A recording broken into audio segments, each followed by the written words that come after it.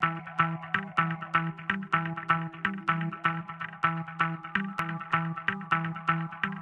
welcome back to Man Show with Tim Brown and Vince Bailey. I'm Vince, this is Tim, and well, we're tackling the issues that men have to deal with and don't want to talk about all the time, especially, with the fellas, man, my girl says she needs some space, man, what should I do? I mean, this is not what you normally talk about with your guys, and that is why we created this program, Tim, and you, doing it from a counseling point of view and really a biblical point of view to give some good advice to men. Right. Absolutely, and it's important, and as we said earlier in the show, we don't talk enough, and everyone needs to talk about things that we're dealing with. And we just want to create this opportunity, this atmosphere for men to be able to reach out to us and have that outlet to be able to talk, because we all have to talk. We all have to talk. And you can send in your questions or your concerns at help@mantomanshow.com, help@mantomanshow.com. And Tim, boy, we got a doozy here. Couple's been married over 10 years, Tim, and what has happened is now all of a sudden he says his wife has gotten really, really frisky, wants to do different things. She's dressing differently at night. She's talking about, hey, flip it like this and do it like that and twist it like that. And he's wondering, hey, have my wife been messing around, or is this just something that, happens where they want to do it a little bit different now? Right. Your take? Well, that's a tricky, I won't say tricky, but it's a question that it merits some understanding, and you definitely need to ask some questions. Okay. You need to talk to your wife and find out what she's feeling, what she's thinking, because as we get older, we all change.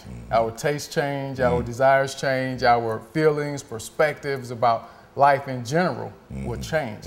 So you figure if they've been married for 10 years, and if every time they make love and they're intimate, it's the same type of environment, the same atmosphere, she may have gotten to a point, because we don't know how old she is. Okay. So they could have been married young, right. Could have been married later on. So she could have very possibly hit this point in her life where she just feels like, you know what, I need something different. And the best way to find out is not to speculate.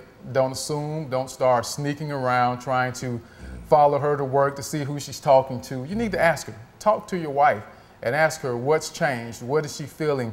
You notice that sexually, she has some tastes and some desires that she didn't always have in the beginning. So it would drive you crazy, wondering, especially if you ever listen to Lil Wayne and you hear Lil Wayne talking about your girl coming and learning some new things. Yeah. I'm thinking of the movie Dead President with, what's the young man, Trey or whatever, and the guy says, she didn't know that when you was away at the war. I taught all these things, and it drove him to, Exactly. Yeah, it's tough. Exactly, and you never know. And for some people, unfortunately, that's the case. But we're going to assume and hope that your wife has just gotten to a point where she just wants something different. So talk to your wife and ask her, what is it that she wants, what has changed, what's different, and how you can make her happy, because far too often we don't ask one another what we need, what we want in our relationships.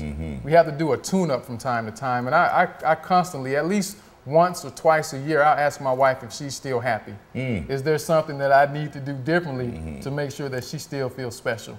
Because I don't want to assume. I don't assume tomorrow, or I don't assume today that she still loves me the same way that she did when we got married. I don't make that assumption. Now, you said tune-up, or is it also step-up? Because, I would say after 10, 15 years, the same old missionary, the same old, turnover, that kind of thing can get kind of old after a while. Right. So, how could then this brother learn or figure out how to do some things, perhaps, if everything is cool with the wife, that she really is just, maturing in her sexuality, how can then he help himself to be able to help her? The best way for him to help himself help her is to talk about it. Talk about it. He's got to talk about it. He has to ask the questions. And we have scenarios where you hear women have discussions. You see it on television. You may have even encountered some conversations in person where a woman says that I shouldn't have to teach him how to romance me. I shouldn't have to teach him how to be a man in the bed.